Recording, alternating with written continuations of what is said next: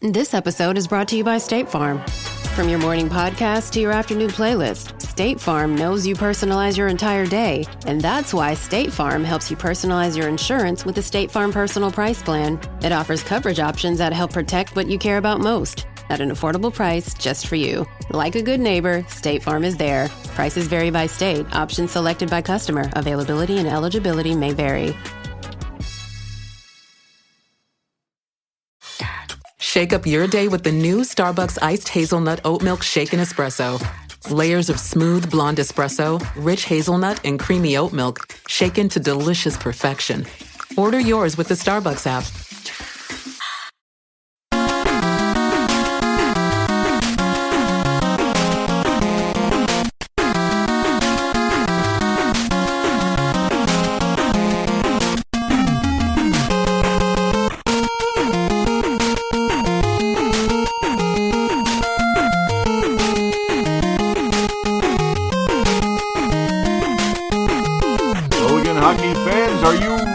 To Brave the Wild with me, your host, Paladino Joey, or Joey Awajan. Brave the Wild is available on thesportstuff.com, iTunes, Stitcher, and Double Twist. The Minnesota Wild played an extremely strong week, to be quite honest. Sure, we lost one game, but we still got a point out of it. 3-0-1 were the Minnesota Wild this past week. Doesn't get much better. I mean, this is a team playing, you could say a winning percentage of 75. And yes, if this was the playoffs, an overtime loss is still a loss. But luckily, we're not quite at that yet. Though at the same time, I think most of us are dying to see our first to see our first number one seed in Wild history. That would be great. Home ice advantage throughout the playoffs if things hold up. That would be fantastic. You saw a hat trick this week, the first of the year for the Wild, and it was not Zach Parise. In fact, it's been I don't know how long since Minnesota Wild player not named Zach Parise got the hat trick. I mean, we're talking back in the day. I mean, back when Gabbard used to get them all the time and such. Boy, it's pretty exciting to see that hat trick. I was able to. I had a couple of hats in my room here, and I threw them all on the floor, kind of 1, 2, 3. Because you know what? Let's celebrate. At least I can get them back. That's the worst part about a hat trick. You lose them, and that of course was Saturday, February the 4th against the Vancouver Canucks, the hated Canucks who beat the Wild last time around, right before the big winning streak started. In the Wild hat trick history, it is all over the place. It felt like it was Zach Parise all the time, but really you got guys like Nino Niederreiter was the last non-Zach Parise guy to get it, I suppose, because Zach Parise had a couple last year before the injuries and before he started to drop off. Remember, he opened the season with a hat trick last season. Nino Niederreiter, the last non-Zach Parise guy to get a hat trick on November 13th, 2014, and also Ryan Suter and Justin Fontaine earlier in that period. Ryan Suter in 2014, Justin Fontaine in the same week. How crazy is that? Back in early January 2014, so not too often. And then way back before that was Lach Andres, and Chuck Kobasu had a hat trick. Can you believe that? As little as he did with the Wild, Chuck Kobasu had a hat trick against the Avalanche in 2009. Just sometimes things go the way they do in the Gabrick, just one after another. Parrish even got one. Mark Parrish back in 06. Man, that's a long time ago. And then it's just Gabrick, Brian Ralston, Chouinard. Yeah, sometimes certain guys get lucky here and there. It was cool to see Ryan Suter get that one, too. I remember that actually fairly well as we bounce around through Wild history. Let's get back to Vancouver. Saturday, February the 4th, the most recent hat trick for the Minnesota Wild, of course, Mikael Granlund. Mike Riley, though, opened things up about 7 minutes in the game, literally, with just a nice little rifle shot that got past Ryan Miller in this one. We appreciate that, without a doubt. 33 saves to Ryan Miller in the game, and the Wild able to escape in this one with a 6-3 victory. Of course, Mikael Granlund opening things up with his 13th goal, and then he'd get his 14th goal early in in the second period. Brandon Sutter also adding his 13th goal only 4 minutes after Mike Riley's goal. So things kind of bouncing back and forth early. If not, here we go again. This might be another one of those high-scoring games against Vancouver. And indeed it was that, but luckily the Wild do bust things open as they continue. Zach Parise rewarded for his hard work, his 10th goal of the year. Frustrating goal against on Devin Dubnyk by Bo Horvat. You saw him get really frustrated, kind of a rifle shot past him. You thought, there was a little bit of traffic in front of Dubnyk, but you thought maybe he'd be able to get to that one. But overall, this was a very entertaining game. Mikael Granlund with 4 overall points. Koivu off a nice little feed. Another one of those one-timers, a lot closer than some of the ones previously. Almost more of a rebound, kind of a deflection to Koivu, but it still counts as an assist, which is great for Mikael Granlund, as he would continue his point streak, 12 points, and he would continue it strongly. Again, adding the hat trick later on after a little bouncy, very wacky goal. Jason Zucker about 3 shots on goal as the puck continued to bounce. It looked like he kind of kicked it over to Granlund, but hey, nobody really complained about it as he was just kind of sliding, basically. Puck bounced off his skate to Granlund, and Granlund able to finish. And a couple hats went on the ice. Not too many, because there's not a whole lot of Wild fans in Vancouver, but some people traveled. The sucky part is you don't get them back. That's the sad part. So I'd be afraid to throw my hat on the ice, even though I have so many hats. It'd be sad to see them go. I got 3 of them on the couch right now. One of them, a Vegas Golden Knights hat, just to have fun because it's a new team. And, I love the Calgary Flames logo and, of course, the Minnesota Wild hat. So, it's fun to have them. I'm a hockey fan. Wild fan first, of course, you know that. I wasn't too happy about the Wild losing 5-1 to Calgary, so don't get too mad at me for that one. Overall, fun game, though, for the Minnesota Wild. Alex Tuch making his debut. Looked solid, kind of represented. Nothing spectacular, but that's good. He didn't stand out in a good way or a bad way, because sometimes some guys, they come out and score their first goal, and you get all excited, and then you don't really hear from them much again. Now, I do think Joel Eriksson Ek will have a very good career, but other guys, remember there was Mark Chouinard and then Eric Chouinard. I remember he had, I forget if he had a hat trick or 2 goals. I think it was 2 goals in his first game with the Wild. And then Lemaire said it's 1 game. And then you never heard from him again, Eric Chouinard, as much as he was in there. Lemaire very aware that Chouinard, it was just mostly, okay, sure, right place, right time.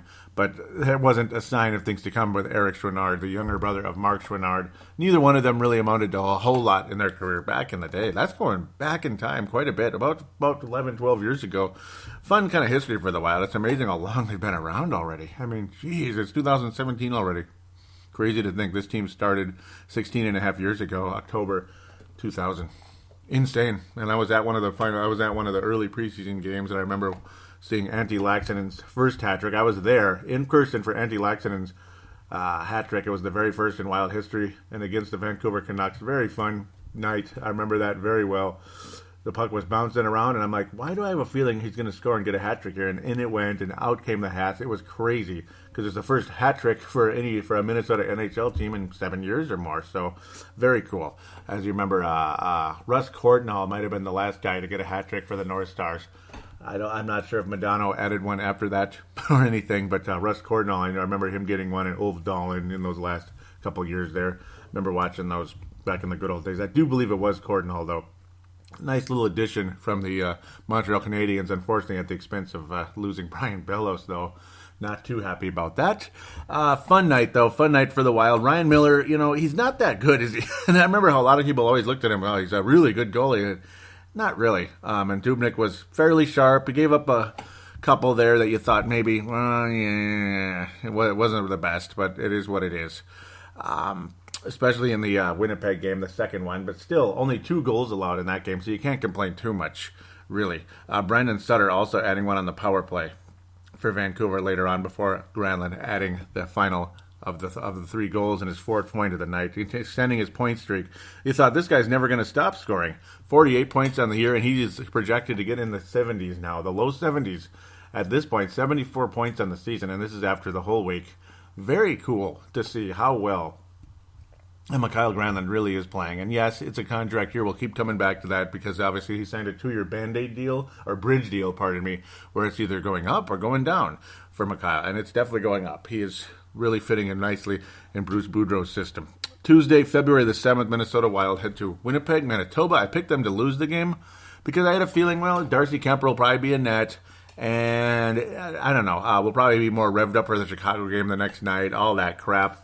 But you know what? Obviously, this team wants to win every game they can. And who doesn't? If you're a competitor, we get all that. That's nothing new. Duh. Entertaining first period. Extremely entertaining. The Wild would go up 2-0 in this one as they were peppering the Winnipeg netminder. In this case, it was Pavelec who was getting frustrated quite a bit off and on in this game. Would Mikael Granlund continue his point streak? Well, he would have a chance to, that's for sure. Devan Dubnyk was peppered all night, though. 38 shots on net. Pavelec not that sharp, as he would give up 3 goals on only 14 shots, and was pulled for Connor Hellebuyck, who actually has probably been playing better than him anyway. And he did play better. He was more sharp in the net than Pavelec, who just a year ago looked pretty damn outstanding, as Winnipeg was a pretty strong team. Actually, 2 years ago now already. I'm getting them confused now. It's crazy. Yeah, 2 years ago, Winnipeg was a deadly team, to be quite honest. So he had 4 points for Granlund the night before. Who was going to step up tonight? Well, it was going to be some guys on a fresh new line. Charlie Coyle moving over to center. This was what you would call the third line. Haula down on the fourth line in this case. Kind of strange put together in this one. Schrader sent back to the press box at this point. Alex Tuck continuing with the Minnesota Wild. Only a second game. Again, solid. He was a -1 on the night. Unfortunately, he was out there when Winnipeg scored. Basically is what happened, and not out there when other guys scored. Zach Parise this whole week, though, just tireless effort. Strong overall week for him, for Zach Parise. It's too bad he wasn't able to score in these 2 games, but he had several opportunities. He just seems to get just stopped by a spectacular save or a crazy bounce of the puck, whatever it is. Parise, though, it's like one of these days he's going to break loose, and it's crazy to think right now he's on pace for only 41 points on the season.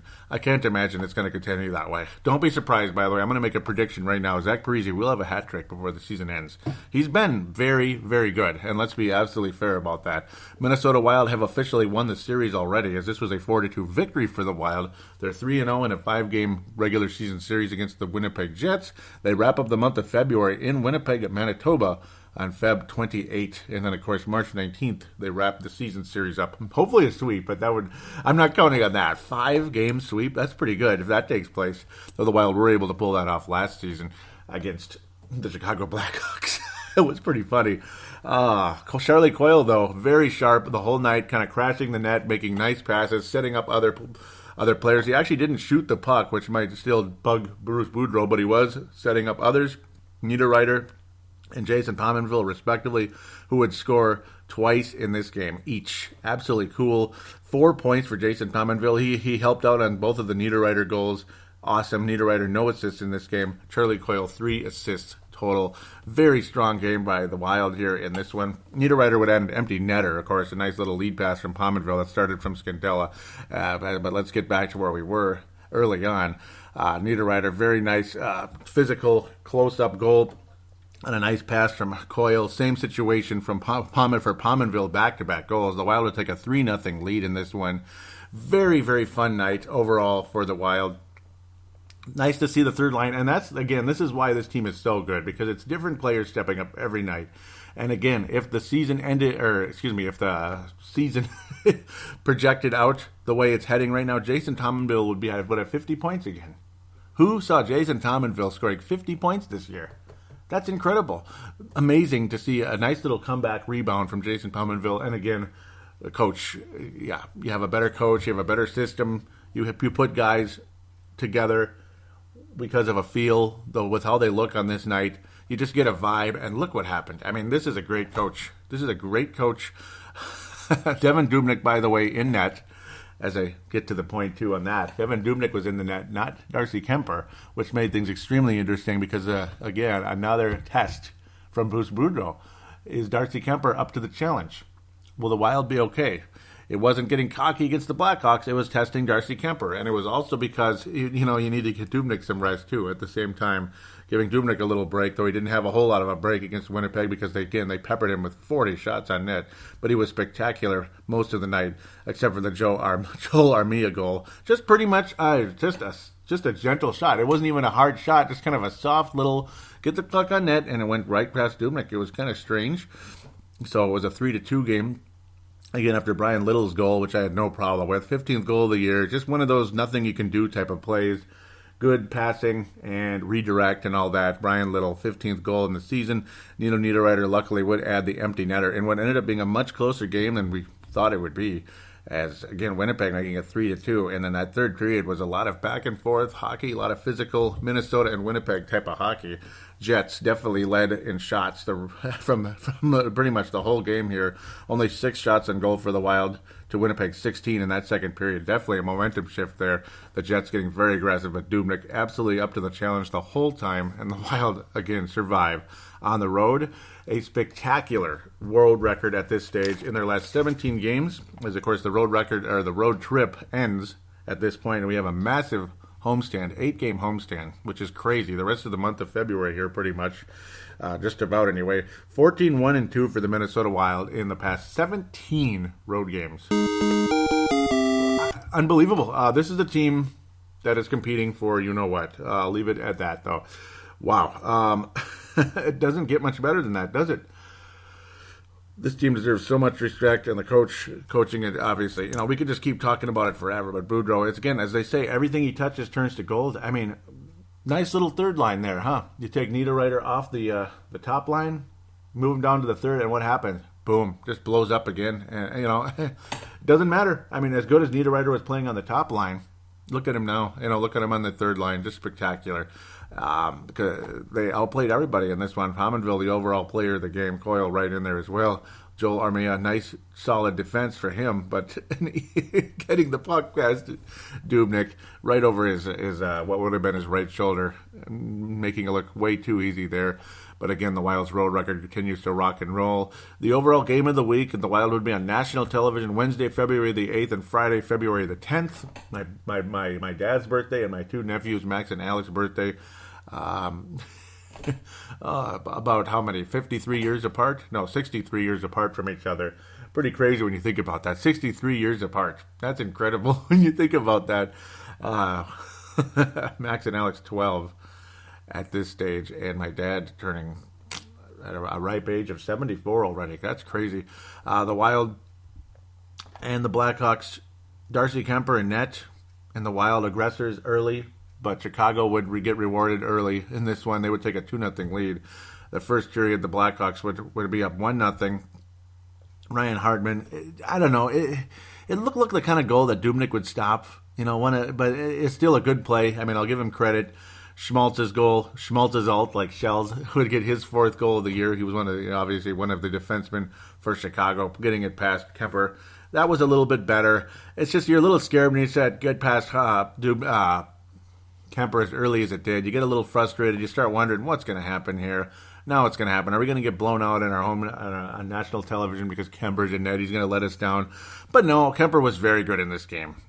Yes, the Blackhawks are up 2-0, but Kemper was actually really strong in that first period. He faced 10 shots, but some of those saves were just downright outstanding. He deserves a ton of credit and a lot of respect from me in return.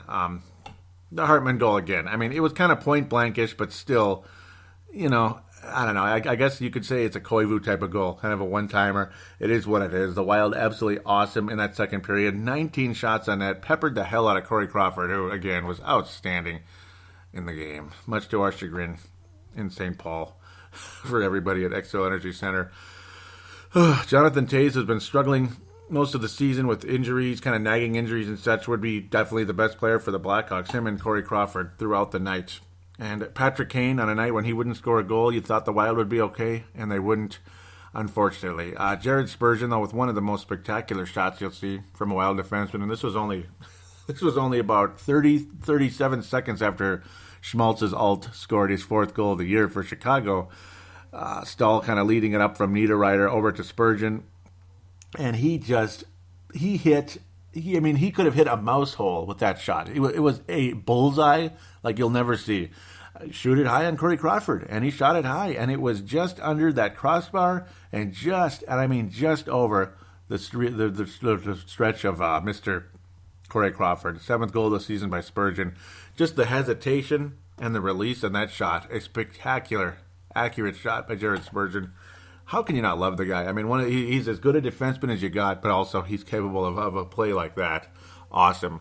Parisi, Never afraid to get dirty, and this whole week, just tireless effort, working his ass off time and time again, not afraid to take punishment, getting knocked all over the place all week, smushed down on the ice in the Vancouver game on multiple occasions and in the Winnipeg game, and he gets rewarded as he was able to rebound his own shot and put it in off the top of the crossbar past Corey Crawford. Again, raise the puck against Corey Crawford. Please, shoot it high. Yes, that's the only way to beat this guy. He is spectacular, low and middle. If you can get it high on on Crawford, you have a chance. Parise, just tireless effort, and I did predict that he was the most likely guy to score against Colorado. I was very happy about that.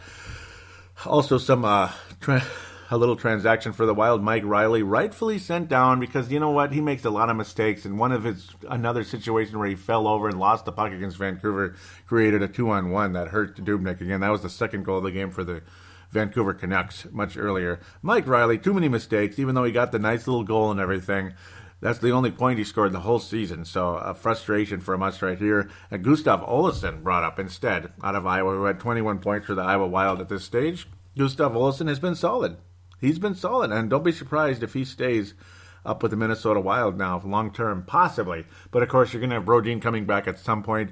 I wish they called up Olofsson instead in the first place. Get him some much-needed experience, like a whole month of hockey at the NHL level. Who knows? Maybe make a move on Folin or something and keep Olofsson up. I don't know, because Folin hasn't been as good as he was before the injury. But it was really nice to see Zach Parise get rewarded in this one, and Folin wasn't even in this game either, as Boudreau would have Prosser up there. The scratches, of course, Folin was scratched in this game, along with Tyler Graovac in favor of Alex Tuck and Jordan Schrader, of course, in this one. And of course, you're never gonna scratch Stewart at this stage. He's been playing so well for the Wild, even though you're not seeing the goals at the moment. Alex Tuck represented, but unfortunately, this would be. This would be his last game with the Wild before we head to Tampa Bay, before we host the Tampa Bay Lightning Friday night. Alex Tuck will only get 3 games with the Wild at this stage. He's going back down, and we'll talk about his strong performance Friday night, almost as if he was pissed off in a way. But this was a very entertaining game. I'm bouncing around a little too much. I apologize. Zach Parise really working his ass off. Panic, unfortunately, 10 minutes later, had the Wild frustrated again as he got another one past Kemper. It's like you always wonder, would Dubnyk get this one or would he not? I mean, it just constantly goes through your head. I don't know. It is what it is. 12th goal of the year for him. And then the Wild would get so many chances, and Crawford would knock the puck away time and time again. Time and time again, the Wild would get chances. They would get blocked or whatever it was. Only 6 shots on goal recorded for the Wild in that second period, even though the Wild peppered Crawford so nicely the rest of that second period and stopped every single time after Parise tied the game up. And, of course, panic gave the Blackhawks the lead. Only 6 shots recorded on net. The Blackhawks defense absolutely spectacular. And the nice attempts by the Wild would be stopped by Crawford. Only 6 officially on net, despite, again, several shots by the Wild in that third period. Hjalmarsson with a nice block at one point was hit pretty hard. He was limping. One of the better defensemen in the league. A lot of people wish the Wild could have a guy like that, but we don't at this stage, even though the Wild defense has been very good for the most part, with a few young exceptions, we'll say. Eric Haula would get rewarded with a Parise type of goal, but really the guy who made the play happen was Marcus Scandella, who just hung onto that puck, attacked the net, crashed the net, and then made a nifty little last-second flip over to Eric Haula, who buried it. 11th goal of the season, tied with Parise in goals, which is kind of funny and sad at the same time. And we have a tie game with only 3 minutes remaining. Not a whole lot after that. The teams were just kind of playing keep away from each other, trying to get to OT.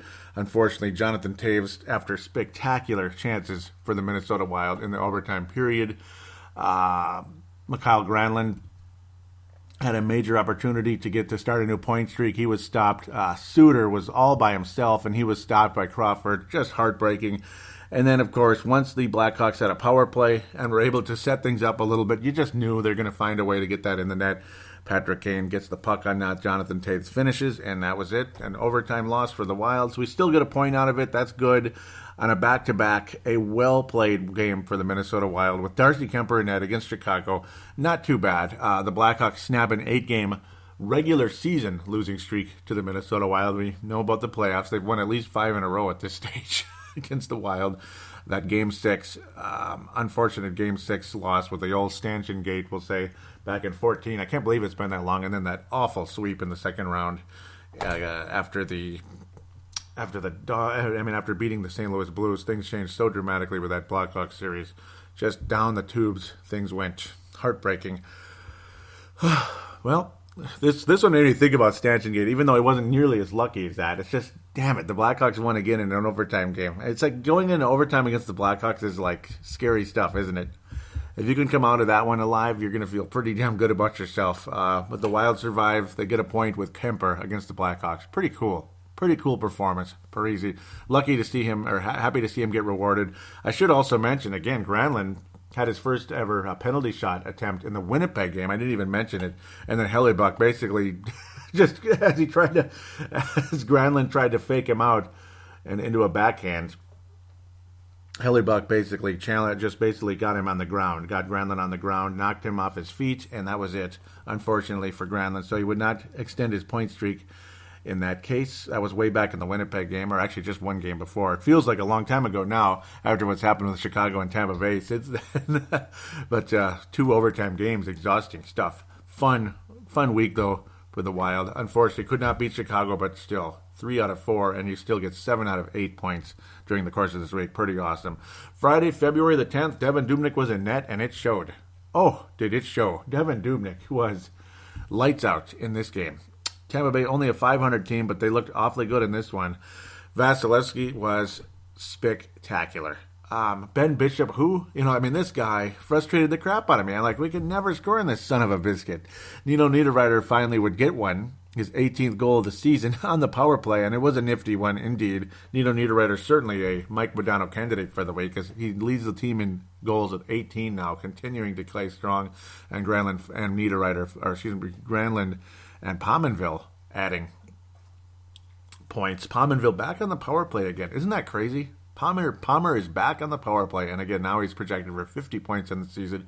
Granlund projected for 74 on the season. Niederreiter with about 64. I mean, these guys all playing awesome hockey right now under this coach. But pretty much it was all about Dubnyk and Vasilevsky time and time again. There'd be good shot attempts for both teams. The Wild were very aggressive in this game. Tampa Bay, the Wild would shut them down for the most part, and Dubnyk would make all the saves he needed to, other than Braden Point's goal late in that second period. Just a few minutes after Niederreiter. That's where all the scoring happened, that little three-minute period there, as the 2 goalies were spectacular along the way. Nice shot attempts from both teams, particularly that third period, which was very entertaining, but lots of stops from both teams. Thank God Dubnyk was able to stop all 13 shots that came his way. The Wild would only get 1 shot officially on Vasilevsky in overtime. It was frustrating as they continued to get the puck knocked away. Dubnyk stopped 5 shots by Tampa Bay. I thought we were going to lose the game, but Dubnyk spectacular. Just nothing was getting past Andrei Vasilevsky in this one. Driving me crazy. I thought we were going to lose. It looked like, especially when you head into the shootout, as the Wild could not get anything going in overtime. Anything too spectacular. Pominville, kind of too much hesitation, too much waiting, couldn't get things going. Point missed. Koivu with the backhand. And this one, it's like he waited a little bit longer, and that's why he beat Vasilevsky. It wasn't like the same old thing over and over again. A little extra time, and it was a great play. Dubnyk able to stop Drouin. Thank God. I was scared to death. Jonathan Drouin, the guy the Wild were trying to get in the trade a year ago when we were desperate to get a score. Oh, I was scared to death that he was going to put that in. Parisi stopped. That was frustrating. Again, just a little bit, just a little bit too much hesitation, and he didn't raise the puck up. Vasilevsky had the pad down, and Parisi could not get the puck up in time. It's heartbreaking there. Kucherov. Ooh, boy, nice stop by Dubnyk because he was able to lay down and keep that thing out of there. Spectacular. And he just, Wild escape with a shootout win. We don't have to go to any extra shots or anything. Thanks to Koivu burying his early one. It was just 3 shots, and that was it. The Wild escape with a nice win against a team that was playing awesome defense. This is an old-school Devin Dubnyk, Minnesota Wild 2-1 victory. Earlier in the year, when the Wild first started winning some games, it was 2-1 games like this, and that's when I remember when Boudreau said, "If we have to win games 2-1, I guess we will." And that was one of those type of games. The Wild could get nothing past Vasilevsky most of this game, but thankfully Koivu saves the day in the shootout. Thank God, Dubnyk again, awesome throughout the game. Zach Parise. So many shots on goal, so many attempts. And you know what? The guy is so deserving of so much credit for the course of this week. You know, I can't believe it. You know, he only wound up with 1 goal this week, yet it's like he was there for so many attempts. He was always there in the overtime and in the third period, especially. So many attempts for Parise. The Blackhawks game, just a tireless worker. That overtime period, though, Parise, God, I thought he had it. I thought we were going to win the game. He slumped over in the bench in the overtime period because 3-on-3 is exhausting. It's a lot of constant movement. Parise burnt out, and guys really showing him a lot of respect there. I'm going to give Zach Parise the Mike Modano Award for the week, despite only 1 goal. I mean, he was that good this week, and he deserves it big time. 3 honorable mentions, though, that deserve absolute recognition this course of this week. You can even say Dubnyk, too, but I'm going to end up giving those to Granlund with the hat trick. But unfortunately, he got a little bit quieter during the course of the week. He was good, though. It's not to say he wasn't good against everybody during this one, especially in the Tampa Bay game. I thought he was very solid. Blackhawks game, too, honestly. Niederreiter, multi-goal games, and another goal against Tampa Bay. He's been strong all week in Pominville, huge. Nice to see Coyle kind of get back in the scoring again. 42 points on the season for Coyle. Very nice to see. Would like to see a little more out of Stahl soon, but the Mike Modano Award for this week is going to Zach Parise. Just representing hard work in such a big way, and eventually it's going to pay off. Zach Parise will get an A for effort this course of this week. And this is not trying to be cute, trying to give a participant award to everybody. He was the best player on the in a lot of ways. He just, no puck luck for the poor guy, except in the Blackhawk game. And that was more hard work than any type of putt luck. He just got screwed on a lot of those. I think he should have had 3 goals at least this week. At least. I thought he might have scored 4 times last night. Vasilevsky was spectacular. And again, Tampa's defense, absolutely great.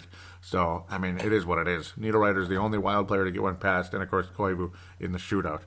The James Tepper Memorial, I mean, I don't... Mike Riley, I guess. He wasn't really good. And again, the turnovers and such, not very impressed with Mike Riley. Dumba, I think, could be a little bit better too, again. But it's like we could say that forever with Dumba. He's inconsistent. He steps up sometimes when he shouldn't, and this and that. I mean, I'm going to give it to Mike Riley. Just a mess out there. I wish Gustav Olsson was up instead of him. And what's frustrating is Mike Riley's, already 23, 24 years old. So that's what's bugging me a little bit. Olofsson's slightly younger, and he looks a little more steady. Hopefully he can get his first point very soon. Be greatly appreciated. So let's wrap this up. Kind of a long game review because a lot to say.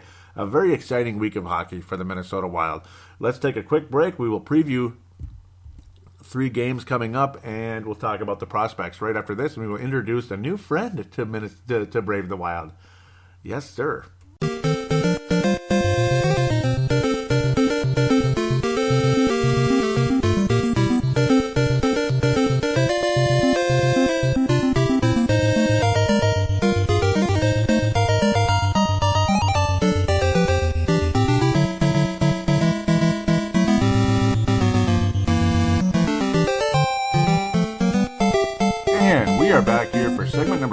Three games to preview. They used to be a Western Conference team. Detroit's one of them now on the Eastern Conference. All home games for the Wild. Detroit, Anaheim, Dallas. Detroit, Anaheim, and Dallas. We're going to introduce a new friend right now, though. Got to get to it immediately. Facebook.com/MN Wild Players. Facebook.com/MNW Players. That's how we say it officially. I want to say Wild, but it's W Players or at MNW Players. Really, really appreciate the new friendship here. It's kind of like everything Wild, including the prospects. That's kind of what Chance Kostick, my brother-in-law, for my brother's side, of course, my brother's wife's side, will say. He introduced me to a new friend here named Pavel, a really cool guy out of Czechoslovakia. There, really appreciate you, Pavel Bunat. Really appreciate. Really appreciate. Really nice young guy there, over in Czech there. He's created a very nice site here and on Facebook, and it's also a website as well. You can look that up. Lots of conversation, everything Wild, again, the players, but also gets deep into the prospects as well, like I like to do on this show, and that's what made Chance refer me to Pavel here, as he likes to post onto the Minnesota Wild Hardcore page as well. Extremely popular, run by Jim Madil. out there as well. So he allows me to post on here, do a little editing, with the, like sometimes, English isn't their first language, so maybe clean up the grammar a tiny bit here and there. Nothing major big deal, but also he lets me post on there and also allows me to post Brave the Wild on there as well, links to Brave the Wild. So really appreciate Pavel. Nice guy. Interesting conversation back and forth with the prospects. We'll get back to that shortly when we get to that point. He's got some interesting info, and he knows some of the guys over there as well, because obviously some of them are from there over in Europe. So very cool. Trying to dig a little bit. Yeah, this is okay there. That's now it's ready to go. Let's talk about the Detroit game first. Sunday, February the 12th, national TV again. Wow. As a certain president would say, we're going to win so much, we're going to get tired of it. But no, we're never going to stop winning. We're going to keep winning, right? Let's just keep doing it. A certain president would say more national television the following week as well. Tuesday, February the 21st against the Blackhawks again, home game. And then February the 27th, 6 whole days later. I believe that would be what they call the bye week and all that. Not sure what that's all about, but it's nice little break. That's a long break in between two home games. National television, Monday the 27th, February the 27th, against the hated Los Angeles Kings. Yeah, hated, right? Well, hopefully we can beat them again.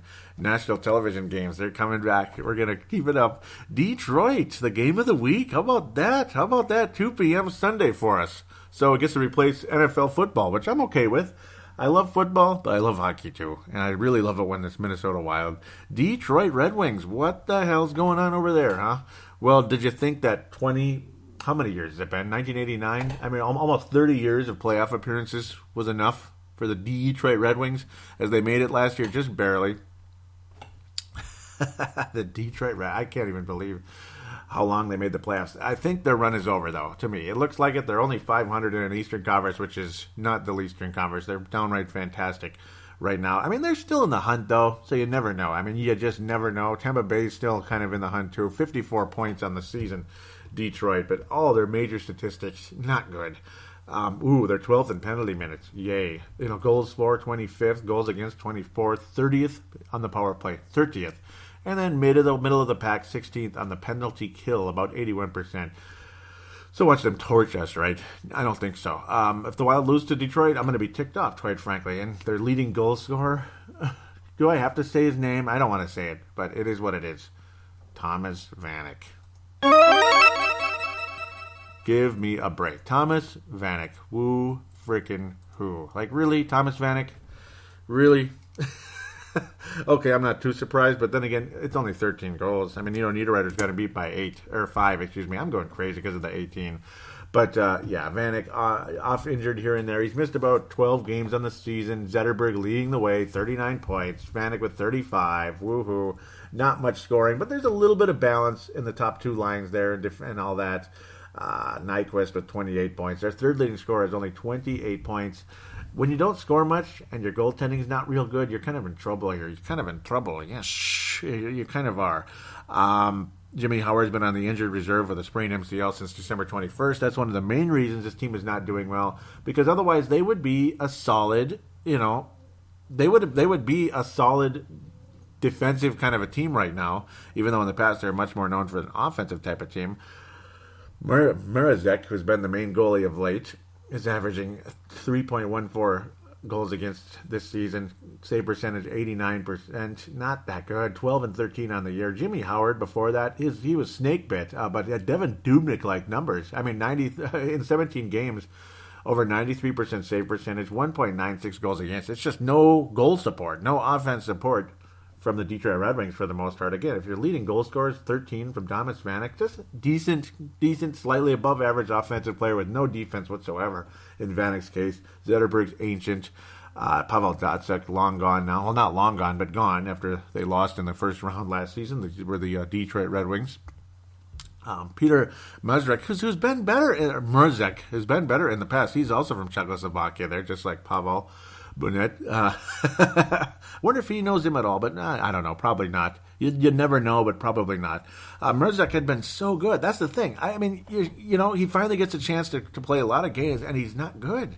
Jimmy Howard, again, he's a veteran who's been around for years, and he was strong. But again, snake bit. Mrazek, before this season, his career goals against average, about 2.2 2.3, 2.25 maybe. Very strong. So what the hell happened? I mean, last year he had 4 shutouts. He was 27-16. He actually did get a few more games in net than Jimmy Howard last year. Very strong. And look at him now. He's terrible. So I don't know. The Wild should beat this team. They need to beat this team. Dubnyk will probably be in net. Probably. And if he is, I mean, this is the kind of game I wouldn't even mind putting Kemper in. And if you lose, that would really suck. Most recently, they've lost 6-3 to the Capitals. Yuck, 6-3. 3-2 loss to Columbus. So you're playing the 2 best teams in the NHL outside of Minnesota. Then you play Minnesota. Look at Washington. Oh my God, this is cruel. Just look at this schedule. Brutal. Okay, we start off with New Jersey. You lose 4-3. You beat the Isles 5-4. Okay, you shut out Nashville 1-0. Not bad. Not bad. That's a nice little rebound. But then you go to Columbus, or you host Columbus. You lose 3-2. Go to Washington, and then you have to go to Columbus again, and then to Minnesota. That's brutal, man. And then you play Washington again after you play St. Louis, and then Pittsburgh. Jeez, Detroit, they're screwed. So much for being 500, I guess. Wow, they're screwed. The Wild should win this game. Let's get to the point here. Wild will win the game. I'm going to go with 4-2. Most likely got to score against Detroit. Zach Parise is going to score. He's going to get rewarded. He's going to score. He might even have a multi-goal game. Zach Parise will score against the Detroit Red Wings, and the Wild will win the game 4-2. Thomas Vanek, watch him score against us. He probably will, because that's how it always is. He'll probably find a way to get one past Dubnyk or Kemper, whoever it is. I wouldn't mind putting Kemper in this one as the schedule gets a little bit tighter as we continue to march forward into this week. Detroit's chances of making the playoffs this year are very small, unless Howard comes back and he's really strong.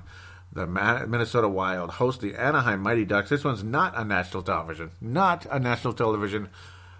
What's going on with the home schedules here on Valentine's Day? That's funny, but a little romantic game. You get either LeBron James and the Cleveland Cavaliers for the Timberwolves, or you get Corey Perry, Anaheim Ducks, these guys, John Gibson, Ryan Kessler, all these boys in Xcel Energy Center. So both teams are hosting Valentine's Day. Wow, that's funny. Bring your roses, bring your carnations, bring your whatever it is. Bring your hockey pucks, your jerseys, whatever the heck you want to give. Whatever she likes. Or hopefully she'll reward you with something as well. I don't know, a nice turkey dinner. I don't know. I'm just messing around. How about a little duck hunting on this night? Hopefully the Wild continue that, as the Wild have been duck hunting a little bit this year, and that's good. Trying to dig up the schedule over the course of the year here. John Gibson's been strong over the season. Jonathan Bernier, last time around the Wild were able to get past him. It was scary at first. Bernier was stopping everything, and then the floodgates opened, and everything was fine. The Wild have already won the season series against Anaheim. I couldn't even tell you the last time that's ever happened. In fact, it probably never has. The chances of the Wild sweeping them, pretty good, I would say, honestly, even though John Gibson's an awesome goalie, and I don't think he'll get hurt this time, but who knows what's going to happen. He's not hurt at this point. Clayton Stoner, again, will probably not be seeing us. Lower body, injured reserve type of thing. We're not going to be seeing him outside of that. Not very familiar names on the injury list at this stage for Anaheim Ducks. So John Gibson, 100% chance he's going to be in net. I would be shocked if Bernier was in net for the Ducks. John and Jonathan. Gibson, 3 shutouts on the season, 2.29 goals against average, 92% save percentage. Bernier isn't bad. He's a classic backup goalie. In fact, I'd rather have him than Kemper at this point, but it is what it is. Kessler leads the way with 43 points. He's also a physical, agitating son of a biscuit. We all know that. Corey Perry's more of the skill guy, but still, Kessler's got more goals. He's more physical. Rickard Rakell, though, does lead the goals, but doesn't get a whole lot of helpers. 22 goals in the season for him. Getzlaff, a very familiar name. He is the top playmaker for the Ducks. He's the Granlund for the Anaheim Ducks. I do believe the Wild can win this game. I think if you're going to lose a game this week, it would be this one. I mean, do I go 3-0 this week, or do I pick the Ducks to pull off the season series here, or to at least put something into the season series? I'm going to pick the Ducks. Again, just to be safe here. I think the Wild are more likely to beat Dallas than the Ducks. I think that's going to be lower scoring, 3-2 type of game. Maybe Kemper, maybe Dubnyk. I don't know. I mean, you got to play Kemper some more again, see what you have. I wouldn't be surprised if Kemper was in net, frankly, against the Detroit Red Wings. I mean, I wouldn't be surprised. I mean, Dubnyk had to work his ass off against the Tampa Bay Lightning, so we'll see. It all depends. I mean, Dubnyk was so sharp, maybe you just leave him in, and because there's no back-to-backs at the moment. But I don't know. This might even be a 2-1 type of thing. I mean, really, I just smell really low scoring, unless like Gibson gets hurt again. But that was just a one-time thing. I would hope, for the Ducks' sake. Bernier was, he's been solid on the year. He's still 8-4 despite mediocre-ish kind of numbers. Had a better career earlier on with Toronto and the LA Kings in the past. I'm going to go with maybe this will be 2-2, and then 2-2, and then extra period. Anaheim will escape 2-2. So only 2 goals against Dubnyk. Maybe it goes to shootout. Maybe it goes to overtime. But 2-2, and then extra period, overtime loss. Wild will get a point in the game. Wild will get a point against the Ducks. Most likely guy for the Wild to score in this one. Nino Niederreiter will continue leading the way for the Wild, and this time against the Anaheim Mighty Ducks, or Ducks. They don't use the word mighty anymore, so good for them. Let's move on quickly here. The Wild host the Dallas Stars, the hated Dallas Stars, the now much more irrelevant Dallas Stars, as Anaheim's been great over there in the Pacific Division. Sorry, I'm going backwards here. Dallas Stars, Jamie Benn, Kari Lehtinen, and Antti Niemi. I mean, when you have Kari Lehtinen and Antti Niemi, it's just Kemper and Backstrom to me right now. And Kemper and Backstrom equal getting your butt kicked on a nightly basis. Spez is out with injured reserve as of Feb 3rd. Aduya out injured reserve as of January 18, lower body, upper body, respectively. Injuries hampering this Dallas team. The Wild have acquired a point in every single game. They have won 3 out of 4 officially in overtime loss to the Dallas Stars on November 21st. Back when the Wild were getting snake bit in those close ones, they shut out Dallas way back on October 29. They snuck past with Kemper in net on the 14th, and then a much better performance by Dubnyk, and the Wild escape with a shootout 3-2 victory over the Stars on January 24. I do believe I predicted something like an extra period.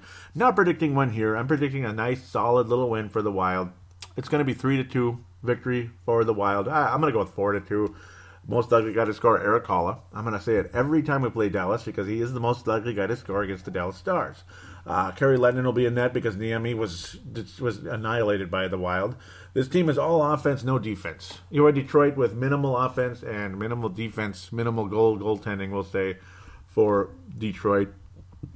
Ducks are kind of are above average offense and very solid defense, very strong goaltending. The Wild need to beat this team. Don't be surprised, though. I mean, Sagan and Ben have been great all year. They were great last year. They've been frustrated the whole season. Very top-heavy team, and then a huge drop-off. Your fifth leading scorer only has 25 points on the year. That's not that big of a drop-off, but it's big enough considering Sagan has 51 points on the year, and he is the leading goal scorer with 20 points. Don't be surprised to see either one of those guys score in this game because they always do against the Wild. Ben and Sagan, in fact, if it's a 3-2 game, I bet you both of the goals are going to be them. Maybe Klingberg is one of the two. I don't know. But this will be a 3-2 win for the Wild, 4-2 win for the Wild. Erik Haula will net another goal. Again, Parise, I think, is going to... I think Parise is going to have multiple goals this week. I do think he'll score against Anaheim, and I could see him scoring against Dallas as well. But Erik Haula is the most likely guy for the Wild to score. I like the Wild's chances against this not-so-good goaltending. Again, the only fear is those two guys at the top there, Sagan and Ben. I mean, they're good. They're fantastic. Klingberg's been, he's one of the best defensemen in the league. He still is. He's an offensive producer and a good, strong defender and all that.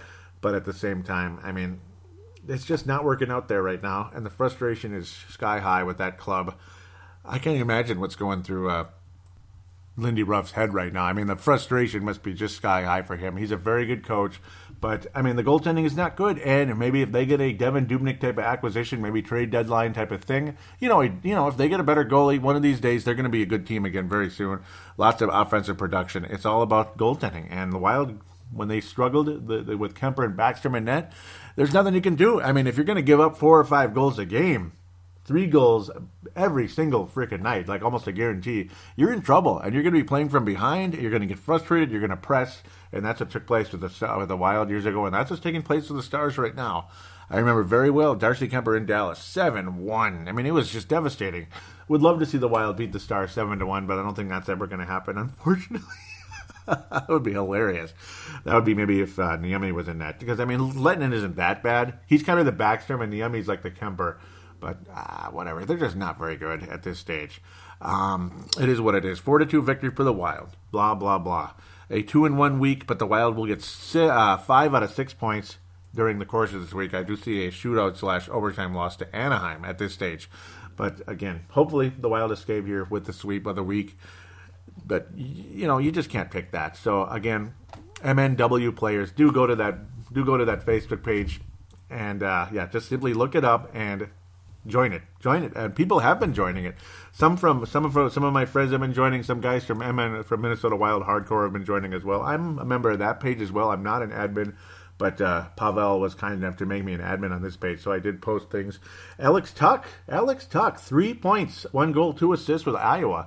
And I posted that up there so I could talk more about the prospects. Very fun. We'll talk some more with Pavel here in a second. I mean, I hope he doesn't mind me reading a little bit of what he said in our little conversation. It's because, he's got some stuff to say about the prospects, so why not? Just adds to the show. Adds a face to the show a little bit. Some faces out there. First of all, we'll just start off with Iowa. With how things are going. Not a whole lot going on this week but the Iowa Wild continuing to play very strong, and that's the good news. As we bounce around back and forth, attempting to catch up here. Mario Lucia did not get a point this week. Tuck only 1 game, 3 points. Olofsson, of course, called up. Sam Anas added an assist in a very low-scoring 1-0 victory for the Iowa Wild earlier this week. Actually, a 2-1 loss. Zach Mitchell adding a point in that one. Scored the goal in that game. 2-1 loss for Iowa. And then a nice strong win last night. Mike Riley, also one of the goal scorers along the way. So cool to see Riley back in getting the puck in net again for Iowa. Olofsson and Schrader, of course, up at the Minnesota Wild. Lucia, no points added this week. He's at 22 right now. Pulkkinen always adding the points, but unfortunately for him, stuck down in Iowa. Just not at the NHL level for Timo Pulkkinen. And I feel for him a little bit. So let's talk some more here with Pavel Bune. He says, he says, I know we have Kunin, Eriksson Ek, that is, Kaprizov, Jordan Greenway, and Tuck. I absolutely believe that at least 3 of them can become a superstar. 3 of them? Wow. He's got a really good feeling about that. But 3 of them have a chance. Yeah, I would think. He says, our staff made a really good job during the last 2 drafts. They have. But there are other names. Now we have 40 prospects. I watched stats and info about all of them. I was one of few who believed in Eriksson Ek shortly after the draft. I'm in touch with 2 prospects. Alice Stezka, that's a goalie, and Pavel Jenis. Yep, he was a 7th-round pick, I believe. Both are from my country, the Czech Republic. Yep, the Czech Republic. Yep, I'm sorry, I said Czechoslovakia, but it's Czech Republic, my bad. Pavel Jenis is a little disappointing this season, but LS looks very good. That's the goalie. And I was saying, I wonder if he could be an NHL goalie. And he basically said that Capo Kulkinen is more likely to be an NHL goalie, and I agree. That guy is pretty good. He's been solid during his time over there in Europe. Of course, he was a 4th-round pick in 2014. Capo Kulkinen, yep, he was a fairly recent pick. I had a feeling he was going to be good. He is from Finland. And Nicholas Backstrom and Granlund and others. 109th overall, 20 years old at this stage, 6'1", 191. Yep, he is a Finn. 2.53 goals against average, 9-9 over there right now for Lukko Rama. Lukko Rama, 1 shutout on the season. Been solid over the course of time. And for Blues last year, this is an MN Liga, if I'm saying that correctly, 2.69 goals against average. Not a good win percentage, but that's not always his fault if his team isn't winning a whole lot of games. So kind of like down in Iowa earlier this year, where some of those guys really stepping up this week. Both of those goaltenders have been just awesome. Alex Stalock, 2.45 goals against average. Stephen McCulloch, 2.50 goals against average. 10-9 for McCulloch, 15-10 for Stalock. Those guys really stepping up down there as they're becoming more of a defensive team, and then some offense as well being added on board. Alex Tuck, best game of the year for Iowa. Very positive outlook for him right now. He's a plus 12 on that club. That is spectacular. That leads the club by a mile. It's like, wow, he's bringing a little Minnesota Wild to the Iowa Wild right now, and that good for him. Good for Alex Tuck. Luis Belpilio, of Miami, Ohio. 17 points on the season. He's already equaled last season's effort. Defenseman, of course, third round, 80th overall from 2014. As we look at 2014 a little bit, already equaled his 17-point production, 6 goals, 11 assists for Miami, Ohio, as he'll continue to move up there. Offensive defenseman, very possible he will be on the Iowa Wild this upcoming season. At the very least, Jack Sedek added an assist last week. He's at 7 points with the Gophers right now. Kaprizov continuing to do his thing as well. Jordan Greenway just adding points, adding assists mostly. 24 points, only 2 behind last season's 26, is a freshman for Boston University. He's a sophomore for Hockey East. Boston University, one of the elite clubs in college hockey. Gophers moved up after a very impressive sweep of Penn State last week. They are now 5th in the country to playing Ohio State this weekend. Hopefully the Gophers can continue that. Only one Gopher officially right now is a Wild prospect, and that's Jack Sedek out of Lakeville, where Nate Dogg Thiesing hails from. 17 assists on the season for Greenway. Very cool. Luke Kunin of Wisconsin. Yeah, it's the captain of Wisconsin. He's a sophomore coming into things here. Only 19 years old, and he is having a huge year. 18 goals, 10 assists at this stage. University of Wisconsin competing with the Gophers for the Big Ten championship right now. In the standings, and then we'll worry about the tournament at the end of the season, the conference tournament, and eventually the national, the NCAA tournament. Can't wait for that. But 18 goals in the season, only 1 behind last year's total, and he has 10 games in hand, as we like to say. 10 less games played so far this year for him. Dmitry Sokolov watch, again, get those Russian flags rolling for the Minnesota Wild prospects. So you got Kaprizov and Sokolov. These guys are going to be names for the Wild one day. Ontario Hockey League's finest here. This is one of the best players in the OHL. 36 goals in 47 games, 19 assists, 55 points in 47 games. I will continue to say, and I say it every week, and I will say it every single week, next year he needs to be up. It's basically, this is a major junior at this stage. So ECHL or AHL for Sokolov next week, or maybe possibly a year in college. Maybe a year or two in college might toughen him up a little bit as well, like a Colorado college.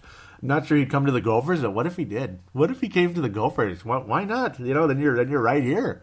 Why not? Come on over. Just don't go to Wisconsin, please. Don't go to Penn State or anybody like that. Colorado College doesn't worry me too much because they're in a different conference there, MCHC, something like that. So don't go to St. Cloud State either. I hate that school. Cocky ass fans who've never won anything. So boo boo there. I'm sorry. Only 18 years old for Sokolov. So yes, I mean he's dominating the OHL, but that's the equivalent of say Major League Baseball's rookie league, we'll say, because it's major junior. So at least it's a high top end junior. It's not just junior. It's high end. So let's get out of this rookie league and move up to maybe double A-ish. You'd say maybe college is single A, and ECHL, like the Quad City Mallards, is double A, and then AHL is triple A, and then NHL is major league right there. So yes, it's a bit of a climb still for Sokolov, but he is doing so well at the OHL. I think it's time to get him to another level as soon as possible, either before the end of this year or at least by next fall. At some point, he needs to move up immediately. He's doing well. Luckily, he's still only 18, though, so he's got many years ahead of him in his hockey career. He's born on April 14th, 1998. He's 8 years younger than my cat. That's long gone now. That's kind of funny. Exactly the same birthday, April 14th. That was also the day Lincoln was shot, too. That's not good. So let's not think about that. Let's think about Dmitry Sokolov. I don't know why I said that. But let's enjoy Dmitry Sokolov's continued development. I was very excited when the Wild took him. I mean, he has a chance to be something.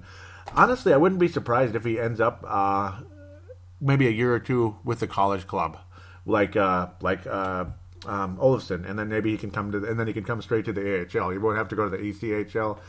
He'd probably get better training in college actually versus the ECHL. It's almost like ECHL Quad City. It's almost like a purgatory. Like Sam Warning had a hat trick last week. That was something I also talked about. Very cool. Former Gopher. He was a leading scorer for the Gophers. He's doing well at the ECHL level right now. Would be cool if the Wild bring him up to the AHL, send him to an AHL contract and see what happens. That's what I would like to see happen. He's doing very well for the Quad City Mallards. But again, it seems like one of those kind of hockey purgatories where, you make a small amount of money. You make maybe $50,000 a year. And it seemed like they just stay there. They don't really move up. And that's why a lot of our prospects got frustrated and left the country, because they didn't see themselves even getting to the AHL level. And if they do, that's the farthest they'll go. They get to AHL and struggle, like Rafael Bosseri in the past. So things like that are definitely an issue with some of these guys. That's why they end up going overseas, like Phillips as well, the former pick that the Wild drafted. Zach Phillips, that's who he was, 28th overall. Very disappointing. 18 picks after Jonas Brodin, who's definitely an NHL defenseman. Mario Lucia, Nick Steeler, hopefully, and Steve McGulloch. All three of those guys are on Iowa right now and doing pretty well. So, for the most part. I mean, Steelers doesn't score much, but he's a physical SOB. Carson Soucy's also a name that you got to see a couple of weeks ago when the Wild played Duluth. He's in his senior year and he's playing well. And the coach does believe and of course it's a coach. His coach is going to say nice things about him, but he does believe he's NHL caliber player. 15 points on the season. He's a big physical son of a biscuit, but he does add some points. 15 on the season, not bad in 28 games, to be quite frank. Mostly just getting some power play assists here and there. Not bad though. Fifth round pick. Not a whole lot of fifth round picks have done much, but maybe two of them will. Maybe Soucy and of course Kirill Kaprizov will end up being NHL players in the not too distant future. So there it is. Again, please join the Facebook page for Brave the Wild as well. Facebook.com/Brave the Wild. Facebook.com/Brave the Wild. At Brave the Wild is the Twitter account. Give that a follow. Please call in to the show. Pavel, I wouldn't mind hearing from him at some point, one way or the other. There's the call-in line, 209-736-7877, 209-736-7877. It is a voicemail. Do treat it as such. Mention you're calling in for Brave the Wild. And do your statement, shout-out, comment, question, whatever it is. Keep it from 1 to 3 minutes or so, something like that. You'll be on here, and there'll be a fan interaction. Post prospects, we'll kind of wrap up the show with it, like that's usually like I like to do with the other shows. And there it is. You'll be on board. That's the phone line, and then there's the call now button on the Facebook page. You call right in through Facebook Messenger. Boom, you're on just like a phone call, regardless if you're from here or Czech Republic or Canada or Spain or whatever. Australia, New Zealand, whatever that is, and call in and talk Minnesota Wild that way. And then the audio submission route is the final way to go through things. Use your free voice recorder on your smart device. Treat it the same way as a phone call, and email it to paladinolive@yahoo.com, paladinolive@yahoo.com. All this information will be in the show description. I'm even going to add the MNW players Facebook page as well in the show description, because I'm a part of that page now, and I'm very proud to be. Thank you very much again, Pavel.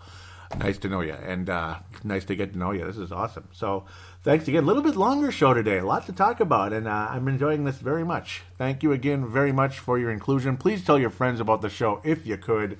Please give a positive rating on iTunes or Stitcher. I'd really appreciate it, and I'll give you a big shout-out and a thank you on air if you could kindly do that. I would just greatly appreciate that. Again, tell your friends about the show. Spread the word. Share the page. Share the updates of the show, the episodes. I want to thank Tanae, Vince Germano, who continue to retweet and like the post on Twitter when I post a link out to the show. Thank you guys so much for that. Really appreciate it, for retweeting and telling your friends about it. Thanks again. God bless. I want to say that does not go unnoticed. It's greatly appreciated. When I wish you all a good week. Hopefully the Wild again continue to stay healthy and keep up their winning ways.